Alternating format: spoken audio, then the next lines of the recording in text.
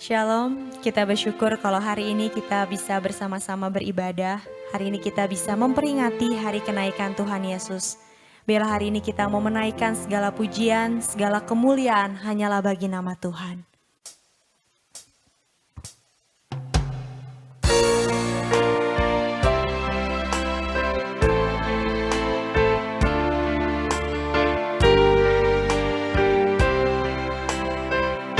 Katakan kemuliaan bagimu.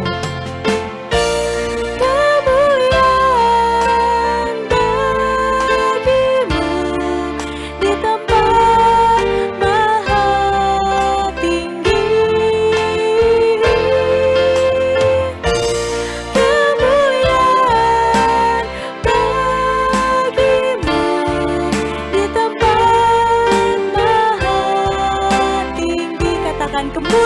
bagimu.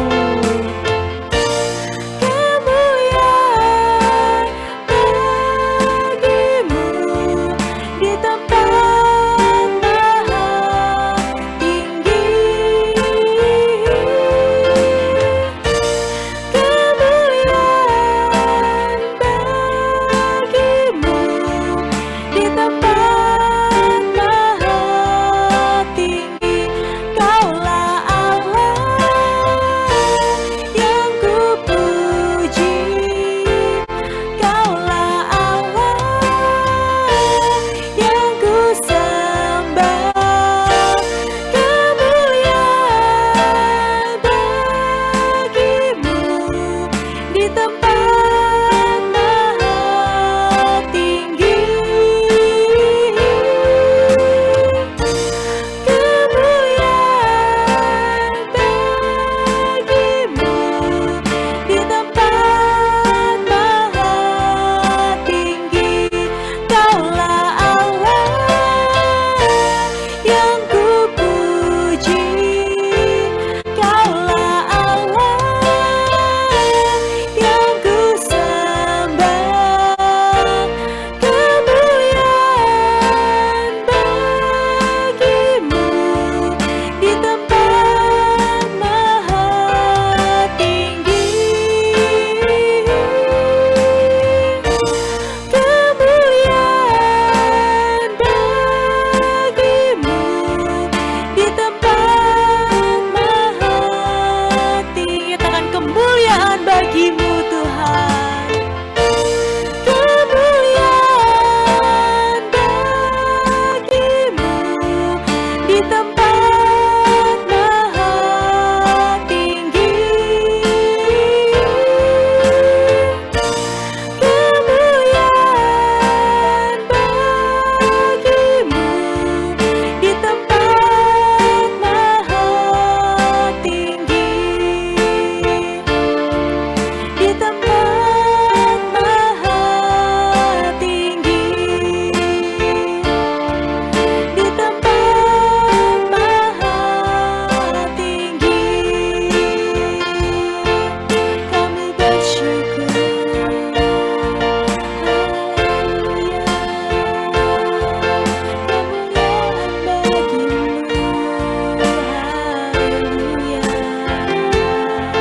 Terima kasih Tuhan, Kau baik. Syukur. Haleluya. Kemuliaan bagimu di tempat yang maha tinggi ya Bapa. Kami bersyukur, kami berterima kasih kalau pada saat ini kami bisa beribadah bersama-sama. Walaupun tidak di tempat yang sama, tapi kami akhirnya percaya dimanapun kami beribadah, dimanapun kami berada, Tuhan hadir di tengah-tengah kami semua ya Bapa. Kalau pada saat ini kami rindu bersama-sama memuji, mempermuliakan nama Tuhan. Kami rindu menaikkan puji-pujian kami, karena hanya Engkaulah yang layak kami tinggikan, hanya Engkaulah yang layak kami puja. Hari ini kita merayakan kenaikan Tuhan Yesus. Biarlah kita bersama-sama bisa memuji, mempermuliakan nama Tuhan. Tuhan persiapkan ibadah kami pada saat ini. Biarlah ibadah kami ini juga ya Bapak Tuhan hadir.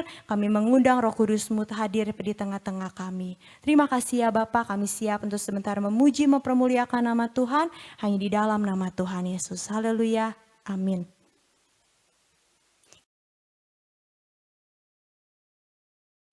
Haleluya. Dia bangkit, dia hidup, dan Tuhan Yesus naik ke surga untuk menyiapkan tempat untuk kita semua anak-anaknya. Haleluya.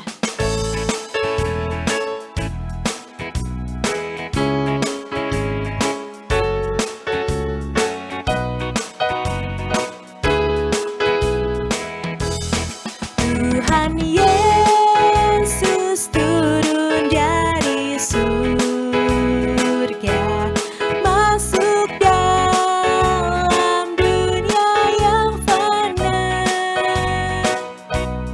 Yesus sudah tinggalkan Bapanya,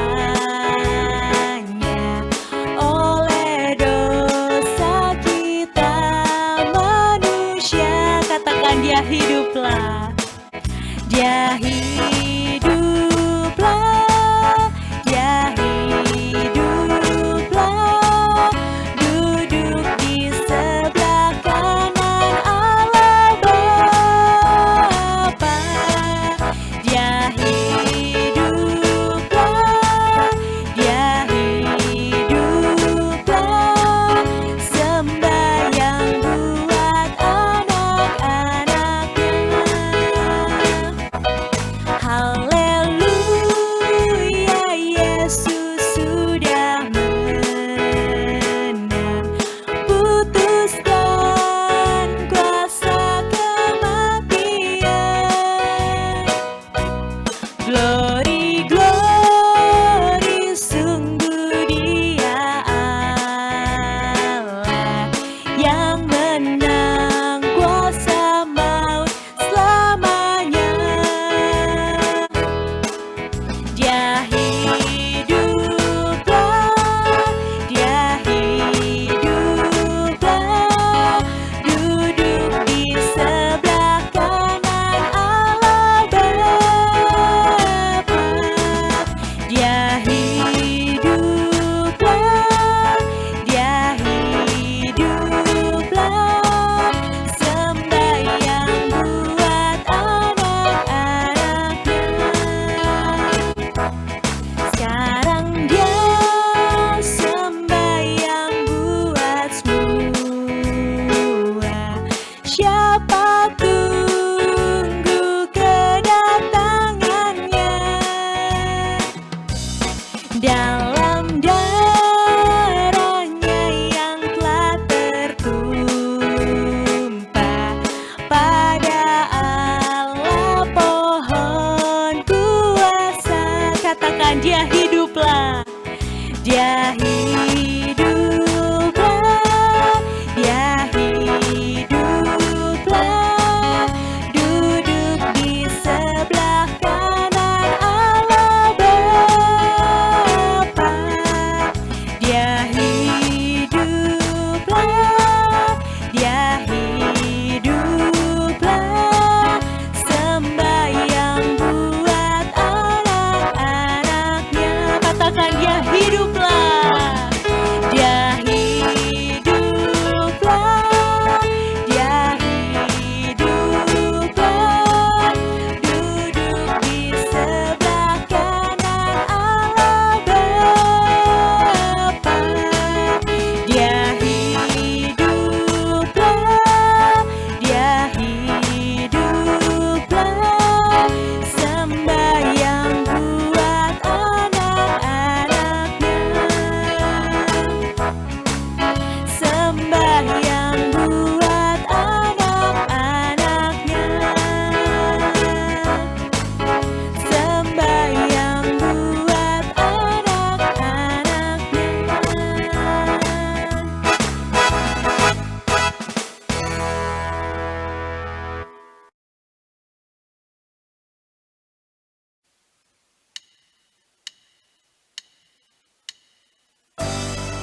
Hanya dialah yang layak ditinggikan, hanya dialah yang layak diagungkan.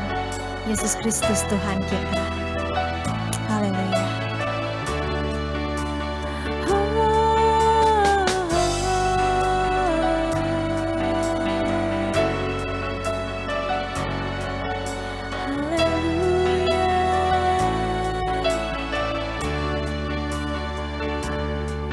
Semua mahkota dunia kan ku letakkan,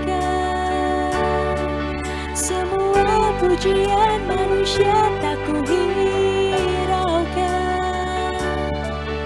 karena tak ada satupun yang dapat gantikan. Hanya Kau yang kudus dan hanya Kau terbesar.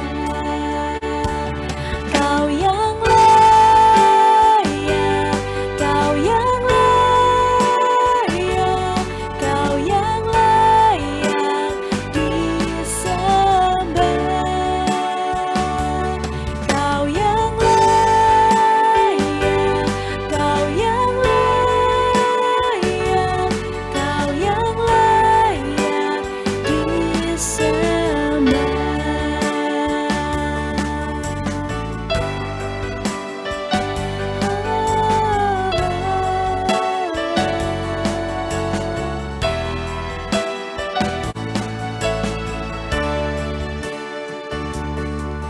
Kau dekat dengan semua yang memanggilmu. Betapa besar dan mulianya karyamu. Sungguh tak ada satupun yang dapat gantikan.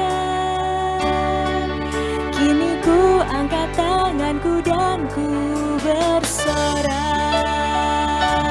Kau yang layak, Kau yang layak, Kau yang layak disembah.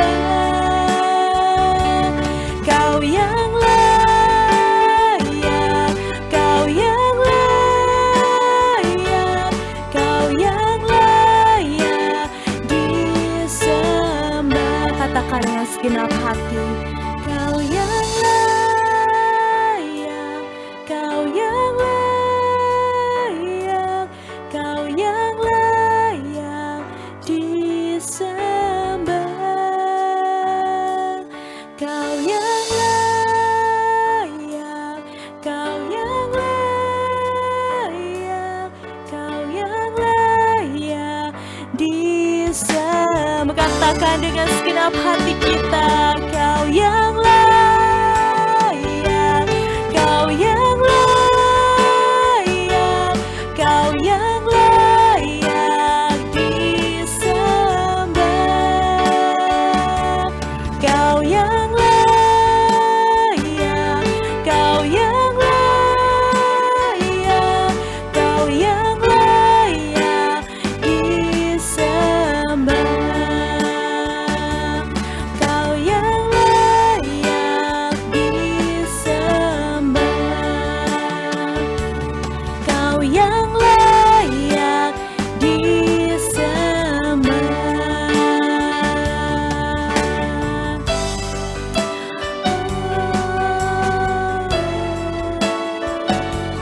Kami memuji-Mu. Haleluya.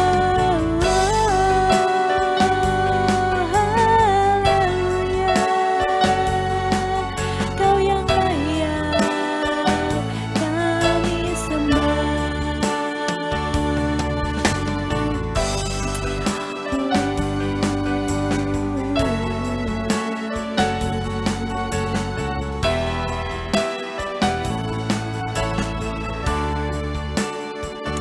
Hanya Kau yang layak kami sembah ya Tuhan. Hanya Kau yang layak kami tinggikan. Tuhan kami Yesus Kristus, Kau yang layak kami muliakan Tuhan. Kami bersyukur pada hari ini, kami bisa memperingati kenaikan Kau ke dalam surga. Kau Allah yang hebat, Kau Allah yang luar biasa. Biar setiap puji-pujian yang boleh kami naikkan, itu bisa menjadi dupa yang harum di hadapan-Mu ya Bapa. Saat ini sebentar kami akan mendengarkan sebagian dari kebenaran firman-Mu Tuhan. Kiranya Tuhan berkati hamba-Mu yang sebentar akan memberitakan sebagian dari kebenaran firman Tuhan.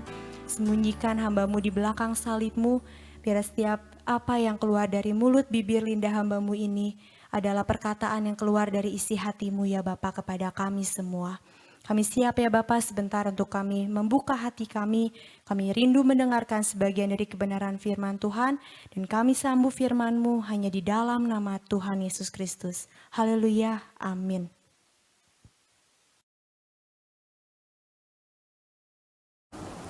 Puji Tuhan, ya pagi hari ini tanggal 13 kita memperingati kenaikan Tuhan Yesus ke surga. Nah ini diperingati oleh semua orang atau seluruh dunia, orang-orang Kristen semua memperingati, merayakan kenaikan Tuhan Yesus ke surga. Ya buat kita juga, meskipun terbatas semua, kita mau ya memperingati kenaikan Tuhan Yesus yang luar biasa. Ya jadi tema firman Tuhan ini, Tuhan Yesus naik ke surga. Ya kita bisa baca dalam Kisah Para Rasul pasal yang pertama ayat 11. Demikian bunyi firman Tuhan, dan berkata kepada mereka, "Hai orang-orang Galilea, mengapa kamu berdiri melihat ke langit?" Tuhan Yesus ini yang terangkat ke surga, meninggalkan kamu, akan datang kembali dengan cara yang sama seperti kamu melihat dia naik ke surga. Oh puji Tuhan. Ya ini kata-kata diucapkan oleh dua orang yang berpakaian putih. Sudah baca dalam ayat 10-nya, ketika mereka sedang menatap ke langit, waktu ia naik itu, tiba-tiba berdiri dua orang yang berpakaian putih dekat mereka. Oh puji Tuhan. Ya, jadi kita lihat di sini ya satu tema yang tidak asing lagi tentang kenaikan Tuhan ke surga. Nah, tapi menjadi satu pertanyaan banyak orang, mengapa Tuhan Yesus naik ke surga? Nah, ini pertanyaan yang biasa dilakukan oleh orang. Dia katakan, mengapa Tuhan Yesus naik ke surga? Jawabannya, karena ia berasal dari surga. Coba kita baca dalam Injil Yohanes pasal yang ketiga. Ya, pasal yang ketiga ayat 13, demikian bunyi firman Tuhan. Ya.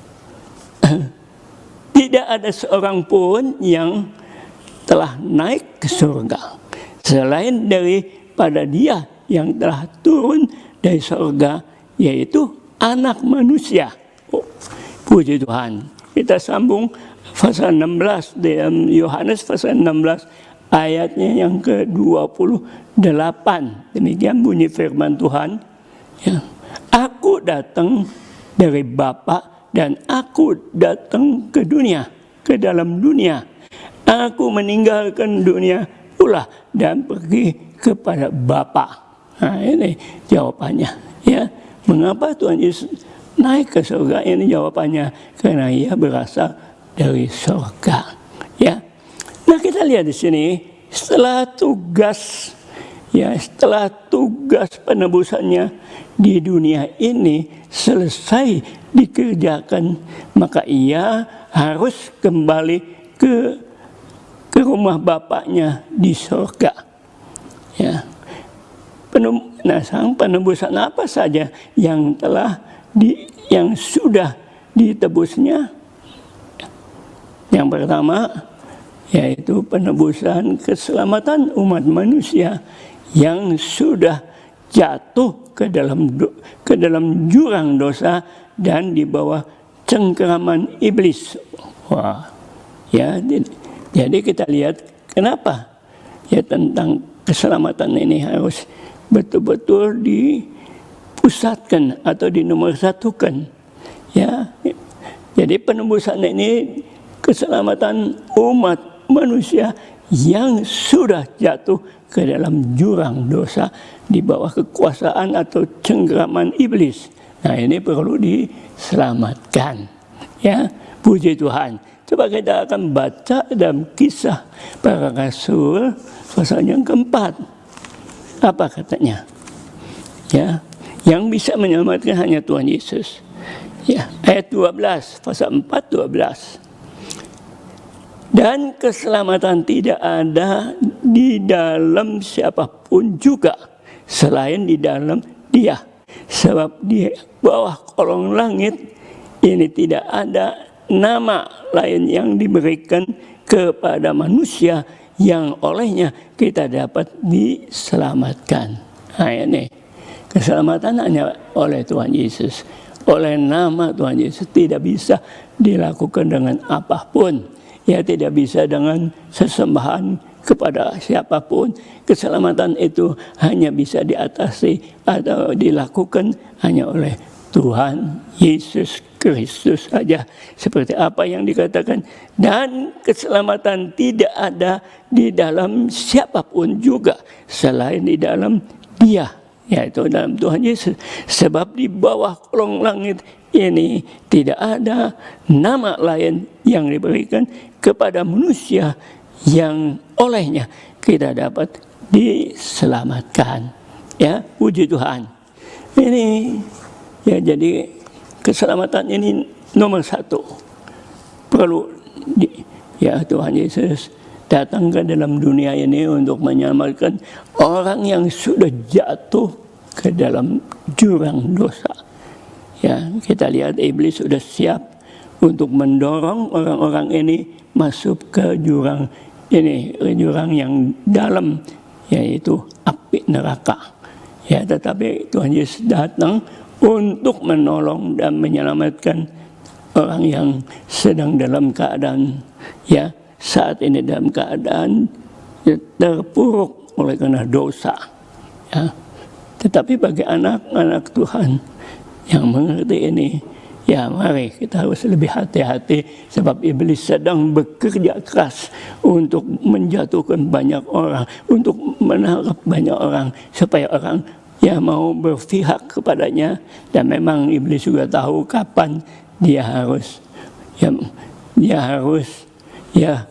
kembali atau dihukum oleh Allah Bapa. Ya, puji Tuhan. Nah, ini penebusan keselamatan ini sangat perlu buat jiwa-jiwa. Ya, saya dan saudara sudah diselamatkan, tapi banyak masih di luar yang belum diselamatkan. Itulah perlunya ya keselamatan ini ya diutamakan. Ya, orang pikir ya hidup ini sementara, puaskan ya, hamburkan apapun ya, dan setelah puas dia mati, habis perkara. Tidak demikian sebetulnya. Ya, tidak ada kata habis perkara, sebab setelah mati di luar Tuhan ada hukuman. Tapi orang yang mati dalam Tuhan ada keselamatan. Ya, puji Tuhan. Ini ya perlu diperhatikan tentang keselamatan ini. Orang yang sudah diselamatkan ini dikumpulkan. Nah, ya kita lihat bagian B. Ya, tadi bagian A, penebusan tentang keselamatan. Yang kita lihat bagian B-nya. Ya, penyediaan tempat tinggal bagi orang yang sudah diselamatkan. Nah, sang orang yang sudah diselamatkan, di mana harus tinggalnya? Nah, maka Tuhan menyediakan satu tempat, ya, yaitu coba kita baca dalam Yohanes 14 ayat 1 sampai 3. Nah, ini ayat yang sering kita bahas, ya. 14, Yohanes 14 ayatnya yang ke-1 sampai ke-3. Ya. Tentang rumah Bapa. Ya. Janganlah gelisah hatimu. Percayalah kepada Allah, ya, percayalah juga kepadaku. Ya, ayat 2, di rumah Bapakku banyak tempat tinggal, jika tidak demikian tentu aku mengatakannya kepadamu. Sebab aku pergi ke situ untuk menyediakan tempat bagimu, yaitu bagi orang-orang yang sudah diselamatkan. Dan apabila aku telah pergi ke situ dan telah menyediakan tempat bagimu, aku akan datang kembali dan membawa kamu ke tempatku, supaya di tempat di mana aku berada, ya, kamu pun berada. Luar biasa. Ya, jadi orang yang sudah diselamatkan ini ditampung, disediakan tempat. Makanya Tuhan Yesus katakan, jangan diberi hatimu ya gelisah atau cemas atau ya tidak karuan.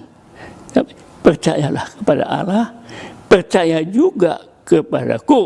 Oh, luar biasa. Nah, di rumah Bapakku ada banyak tempat. Ya, tempat apa? Tempat tinggal. Jika tidak demikian, tentu aku mengatakannya kepadamu. Sebab aku pergi ke situ untuk menyediakan tempat bagimu. Ya, kita lihat. Ya, aku pergi jadi naik. Tuhan Yesus naik ke surga. Ya. Dan apabila aku telah pergi ke situ dan telah menyediakan tempat bagimu, aku akan datang kembali. Tadi naik, sang datang kembali. Nah, ya, supaya di tempat mana aku berada, kamu pun berada. Nah, kita lihat di sini. Jadi antara kenaikan dan kedatangan dua kali. Nah, ini antaranya kosong. Ya. Nah, Paulus sering atau Tuhan Yesus sering katakan, berjaga-jagalah dan berdoa. Ya, sebab kita tidak tahu kapan Tuhan datang. Nah, sampai sementara ini juga kita sama-sama sedang menunggu kedatangan Tuhan. Ya, sedang menunggu kapan Tuhan datang. Semua orang di seluruh dunia, orang percaya kepada Tuhan, menunggu kapan Tuhan datang. Ya, ini amat penting supaya kita memperhatikan. Nah, di dalam antara ini kekosongan. Ya, perintah Tuhan berdoa dan berjaga-jaga. Sebab iblis akan mengganggunya, akan merusaknya. Nah, banyak orang ternyata, kok kita baca surat Petrus, banyak orang yang tidak sabar. Ya, menunggu kok nggak datang-datang. Dari sejak nenek moyang kami ya masih hidup, sampai sekarang nggak datang-datang. Katanya sudah dekat, katanya sudah di ambang pintu, sampai sekarang belum juga datang. Nah, ini, ya, haleluya. Ini kita lihat. Jadi selama kita tunggu kedatangan Tuhan, apa kerja kita? Nah, Rasul Paulus tahu benar, ya. Kita lihat bagian C, Tuhan Yesus, Rasul Paulus tahu benar, ya, supaya mereka tidak bosan. Nah, sekarang aja kita lihat, mengalami COVID aja harus tinggal di rumah, lama-lama bosan. Ya, mereka pikir lihat di online, lama-lama membosankan. Ya, tapi orang kita banyak berdoa, banyak dekat dengan Tuhan, itu ada suatu kesukaan yang luar biasa sambil menunggu. Nah, ini Paulus tahu benar, orang lama-lama bisa bosan, lama-lama akan jenuh. Ya, itulah sebabnya Paulus dengan hikmat dari surga, ya, sambil menunggu ada tugas yang harus dikerjakan. Jadi dia tinggal diam, dia tinggal menunggu kapan Tuhan. Lama-lama bosan. Ya, kita aja lihat yang udah hampir setahun lebih malah nggak bisa pergi kemana, rasanya bosan. Ya, tapi kalau kita ada kerjaan di rumah, ya ada kegiatan di rumah, tidak membosankan, malah menyenangkan. Ya, itulah sebabnya Paulus dengan hikmatnya, ya, memberi tugas-tugas yang harus dikerjakan selama kita menunggu kedatangan Tuhan yang kedua kali. Coba kita baca dalam Efesus, surat Efesus, surat Efesus pasal yang keempat, ya. Surat Efesus pasal yang keempat ini tugas yang harus dikerjakan. Ya, Paulus bilang, ya sekali lagi, Efesus 4 ayat 11 sampai ayat ke-13. Dan, nah ini tugas-tugasnya. Dan ialah yang memberikan baik rasul-rasul maupun nabi-nabi baik pemberita Injil maupun gembala-gembala dan pengajar-pengajar untuk memperlengkapi orang-orang kudus bagi pekerjaan pelayanan bagi pembangunan tubuh Kristus. Ayat 13, sampai kita semua telah mencapai kesatuan iman dan pengetahuan yang benar tentang anak Allah, kedewasaan penuh dan tingkat pertumbuhan yang sesuai dengan kepenuhan Kristus. Nah, ini tugasnya. Ya, Paulus tahu benar, dia membagi-bagi. Rasul ya yang membuat fondasi. Ya, kalau bikin rumah, fondasinya itu yang harus kuat. Ya, harus ditentukan di mana. Nah, itu kerjaan nabi yang bilang di sini. Ya, maka dibikin fondasi. Wah, bagus sekali fondasinya. Ya, dalam sekali, kuat sekali. Itu fondasi. Dan di atasnya dibangun bangunan yang kuat. Sehingga kalau ada angin mendatang menerpa, tidak roboh. Seperti orang dikatakan dalam perumpamaan oleh Tuhan Yesus. Ada orang yang mendirikan rumahnya di atas pasir. Ya, tidak ada kekuatan. Begitu angin datang, habis semua. Ya, ada orang yang membangun di atas batu karang, kuat. Datang angin ribut, menerpa, tetap berdiri. Nah, itu maksudnya fondasi, ya. Jadi di fondasi ini harus betul-betul kuat. Siapa yang membuat, kata Paulus, yang membuat fondasi? Yaitu rasul-rasul. Ya, dan nabi-nabi menunjuk. Nah, itu tunjuk. Ya. Baru di atas nanti dibangun. Ya, puji Tuhan. Luar biasa ini.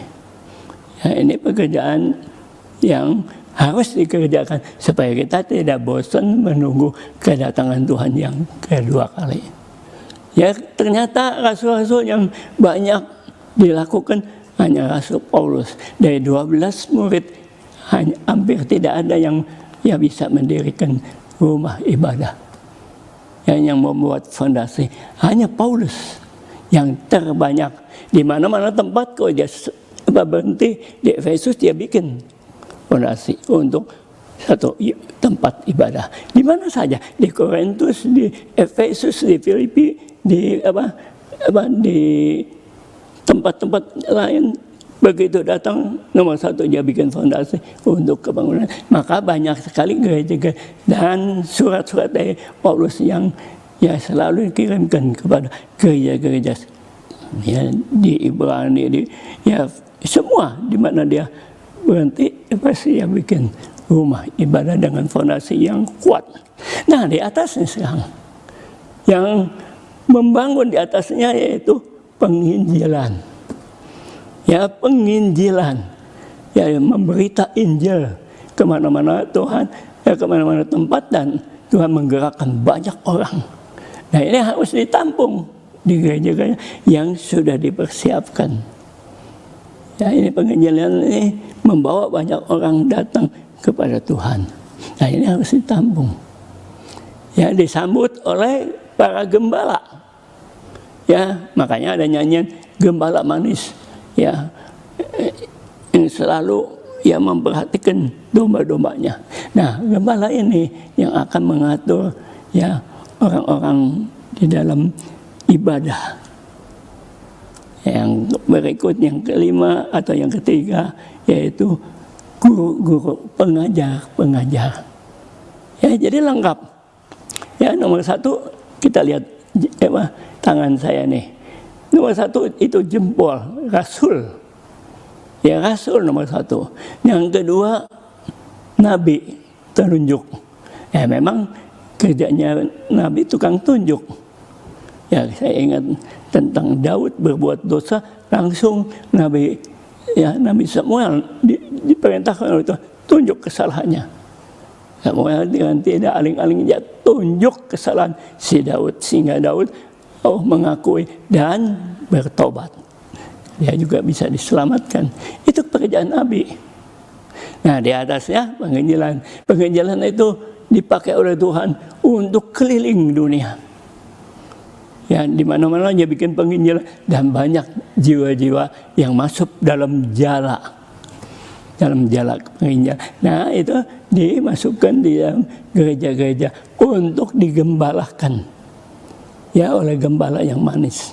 Jadi 5 ini kita bisa lihat, ini jempol ini rasul, dan yang jari telunjuk ini nabi, dan penginjil ini yang paling tinggi.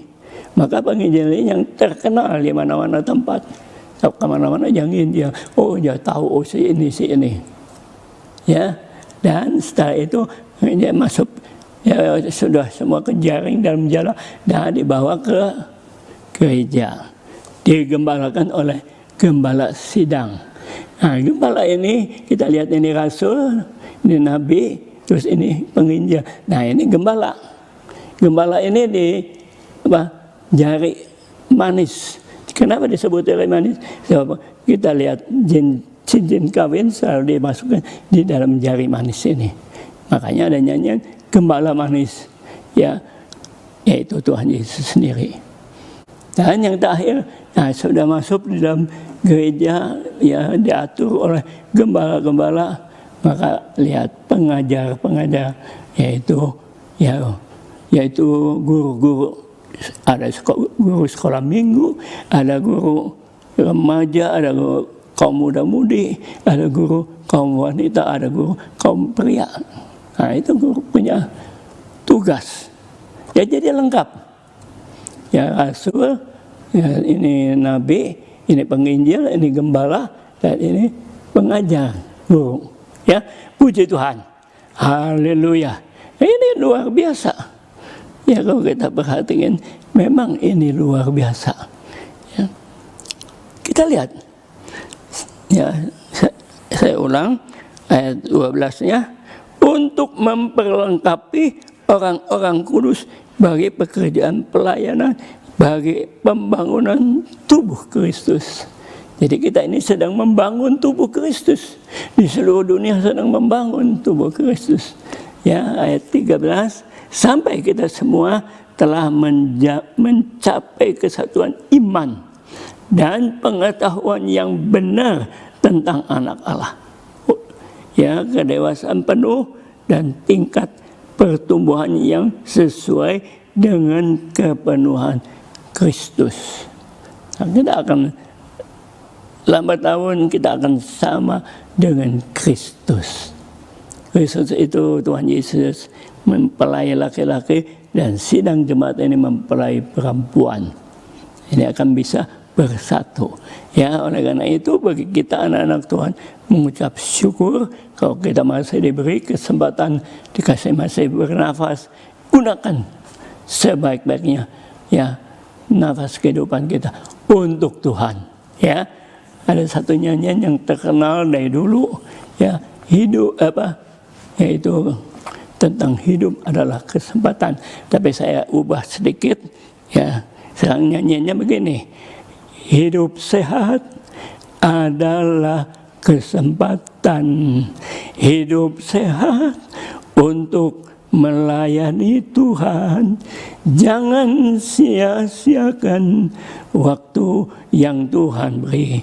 Hidup sehat harus jadi berkat. Oh Tuhan, pakailah hidupku selagi aku masih sehat.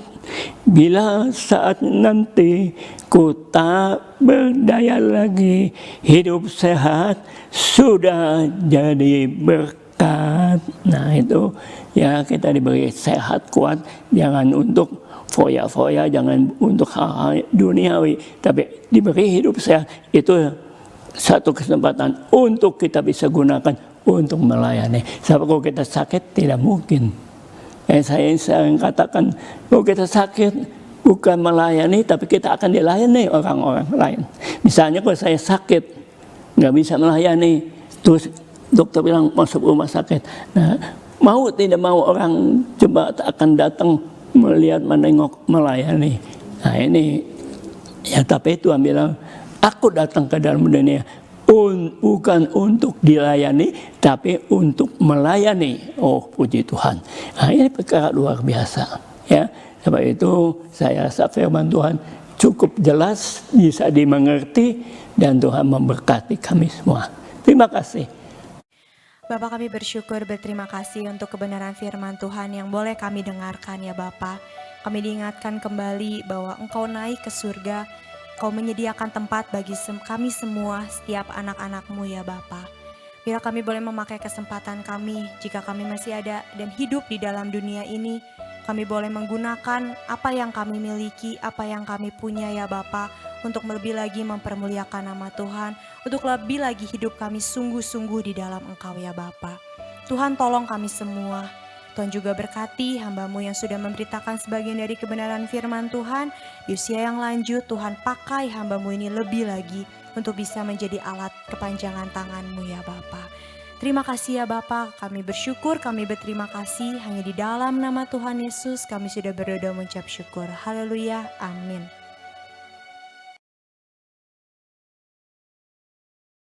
Ya Bapak Ibu Saudara sekalian, ada beberapa pengumuman yang akan saya sampaikan untuk kegiatan ibadah di gereja kita.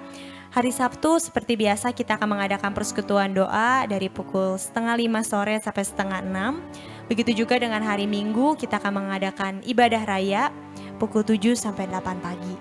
Ya Bapak Ibu Saudara, di masa liburan seperti ini biarlah kita boleh tetap menjaga kesehatan kita boleh tetap mematuhi protokol kesehatan yang telah ditentukan, dan juga tetap kita bersama-sama mendoakan untuk bangsa dan negara kita Indonesia agar pandemi ini kita juga bisa cepat berakhir. Ya, kita mengucap syukur buat apa yang Tuhan berikan pada pagi hari ini, yaitu tanggal 13 tentang kenaikan Tuhan Yesus Kristus. Dan sebelum kami tinggalkan tempat ini, selalu kami mohonkan berkat dari Tuhan. Mari kita akan angkat kedua tangan kita dan menadahkan ke atas. Semua tutup mata dan berdoa. Kiranya berkat dari Bapa yang bersemayan di dalam kerajaan surga dan kasih Kristus mengalir memenuhi lubuk hati kami masing-masing, serta persekutuan dengan Tuhan Roh El Kudus ada menyertai kami mulai saat ini sampai Tuhan Yesus datang menjemput kami masuk dalam kehidupan yang kekal. Di mana Tuhan Yesus Kristus ada, di sanalah kami berada untuk selama-lamanya. Di dalam nama Tuhan Yesus Kristus, mohon berkelaskan doa sembahyang ini. Haleluya, haleluya. Yang mengasihi mengatakan amin.